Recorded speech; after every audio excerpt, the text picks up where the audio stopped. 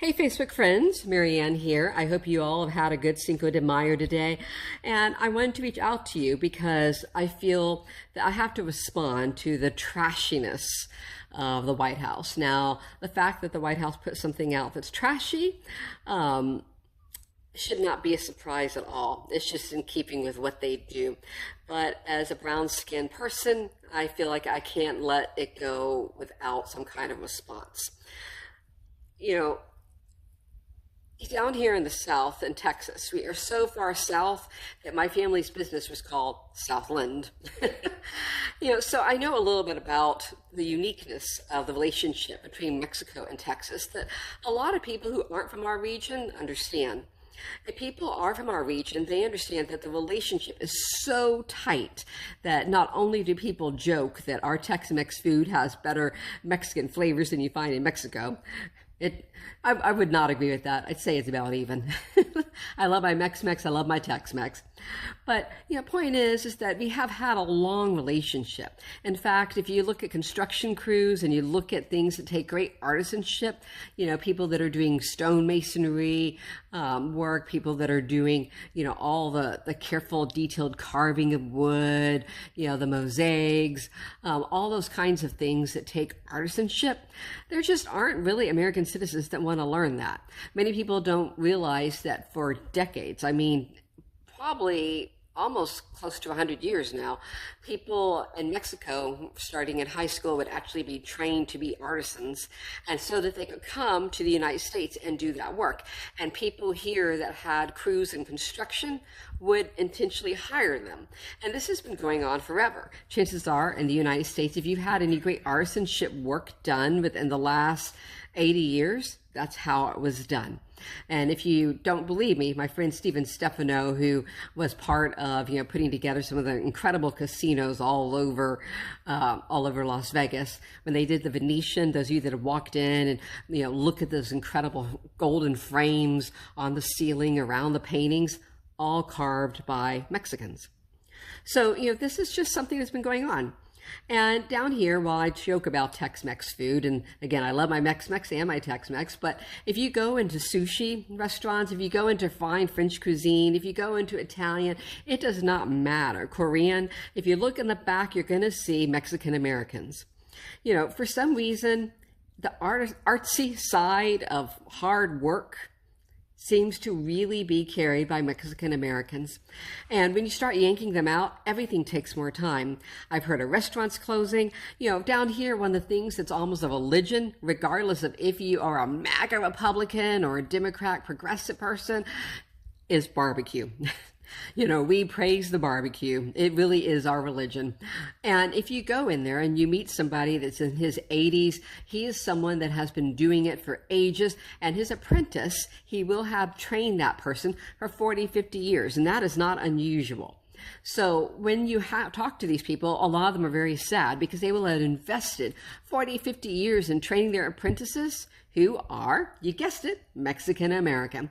Because a lot of people don't like the grueling work of getting up early in the morning, cutting your own wood, which a lot of these people want to have done, whether they're a mesquite person or a pecan person. They get that done. They prepare the meat, the rub. There's a multi-stage thing before you get your ribs in your mouth. And, people that are willing to do that grunt labor that goes from 6 a.m. and then watching the wood cook the meat for hours and hours and hours nonstop, turning things just right. Yep, Mexican Americans. And right now, thanks to ICE, a number of famous barbecue joints have lost their apprentices. And no, that's not something you can replace overnight because there just weren't other people that wanted to take that on that grueling work. And I know as someone who's an artist, when I went into Mexico, the attitude was different. They're like, "Oh, wow, you're an artist." How? And they value it. It's something highly thought of. Here, if you mention your artist, like, so what do you really do for work? They don't value the quality, like, in our country, the way they do there. But we like to receive the quality once it's done. We just don't value the person doing it. Unless you're a construction worker, unless you are someone who, who's a chef, unless you're someone who relies on that. So people don't want to talk about that. And the sad thing is that, our country is paying for this price. And, recently I was asked on my page, and some of you may have seen this conversation, but a guy said to me, so if you're out there for illegal immigration, Marianne, how would you decide to solve this if you're not stuffing people in labor camps? First of all, I would argue with them that if you have people stuffed in a room so tightly that they can physically not sit down, that's a concentration, which means we're not doing labor camps. We have concentration camps in our country. We do. When they cannot physically sit down because there's so many people in a room, that is by definition a concentration camp. And I'm sick to death of people that say that I am disrespecting the Holocaust by calling it that, because no, that is what it is. It is a concentration camp. But when, people are, this guy said, so tell me, what would your solution be? Well, I actually did have an idea for that. And a lot of people don't like it, but, it's just facts. I'm an independent. Believe it or not, I am not a Democrat, nor am I a Republican. I vote on the, on the issue and on the person. And if we were to look back, I like a lot that Bill Clinton did, but one thing that I do not like that he did is he gave favored nation status to China. And if you manufacture anything, I don't care if it's a pair of mittens or it's a car, after 10 years, you are signing away your rights to that intellectual property, allowing China to manufacture that thing, which means that they can produce at slave labor costs in 10 years, whatever it is you've handed to them, which means it's a stupid business move to give that to them. It just is stupid. So why would we, as a nation who has historically, what has brought in a great deal of money into our nation has been our intellectual property, has been when people have an invention, we hold it within ourselves and we produce it. Now, we do quite often export. So why, the manufacturing, but we hold on to that intellectual right. Why would we not then export that into Latin America? When I was at the United Nations a number of years ago, there was a woman there who was from the military, and she was speaking right before me, and she had been given the responsibility by the military to discover what is the single greatest threat to the United States' well-being. And she discovered that it would be an overwhelming influx of migration. She was pointing at the time to the role that climate change played in that. But overall, she was just saying that this is just the natural nature of our species, Homo sapiens sapiens, which is what we all are. And if there is, because of climate change, the destruction of a place where it's no longer a place that people can grow food and be safe, they will have a mass exodus. This is what our species does.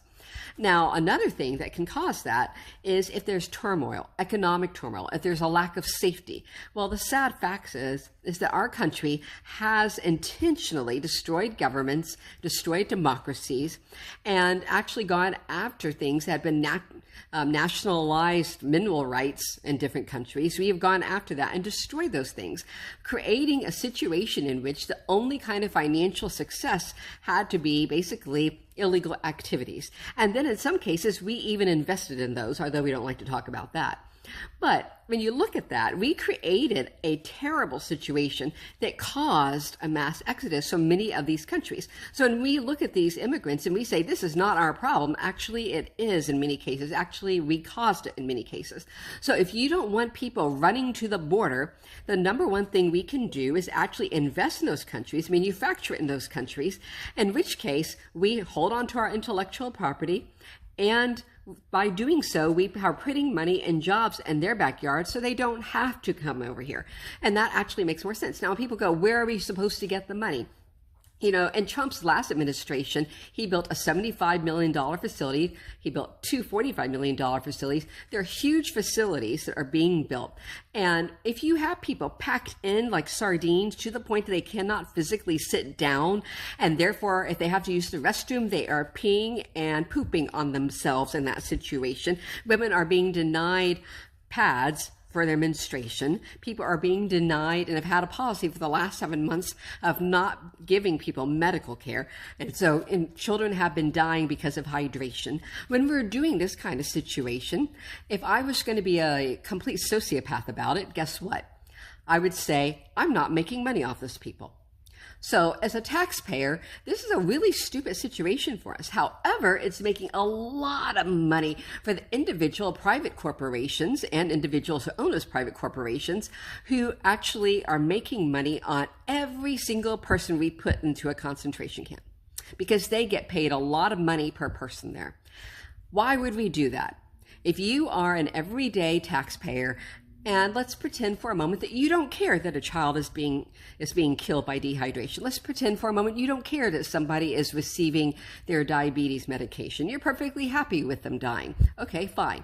But let's pretend for a moment that you do care about your own grocery bill, that you do care about your rent, that you do care about all the things that make your life better. And in that moment, if when you're at the gas pump and you're really annoyed that you're not able to cover that gas without sacrificing something else that you wanted to do, guess what? Part of what's to blame is the fact that we are paying a ton of money to create and sustain these concentration camps. So only a handful of people are making a great deal of money off of it. And of course, those people are the people that are friends of Trump and have kissed up to him in one way or another.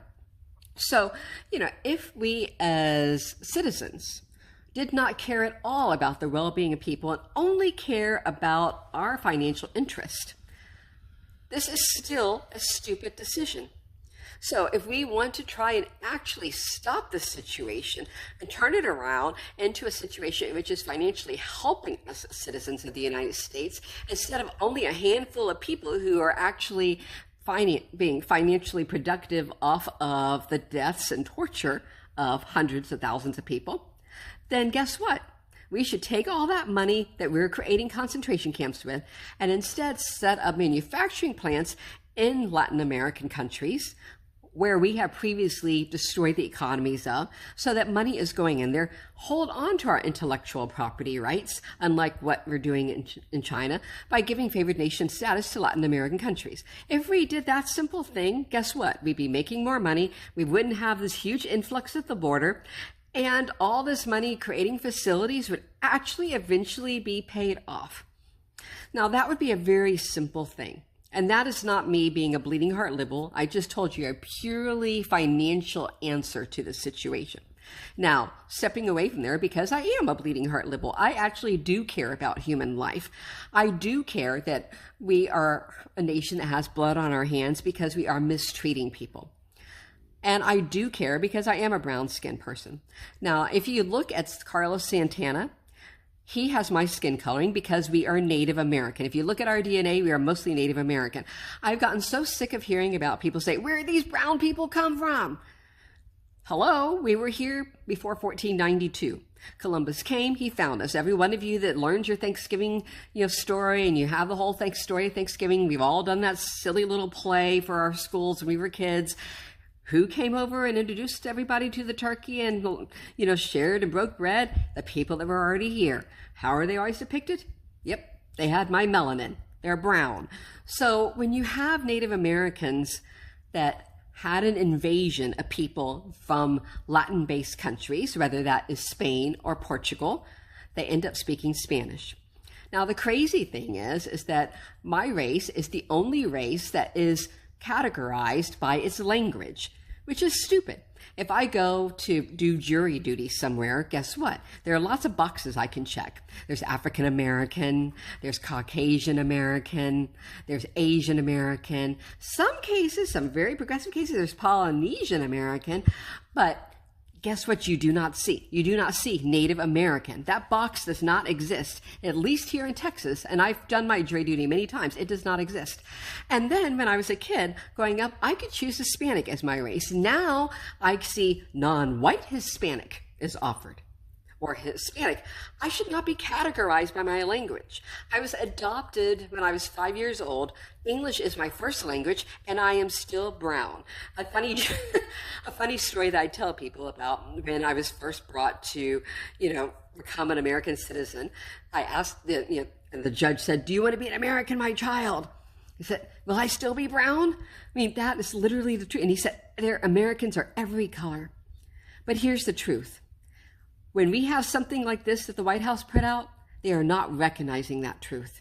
And the only way we progress is together. The only way we progress is recognizing that we are part of a larger economic system that relies on each other's success. And this tone from the White House is not acknowledging that. And for something like Cinco de Mayo, which is about independence and celebration of democracy, this was way beneath the quality of language that should be coming out of our democracy, and it insults us all.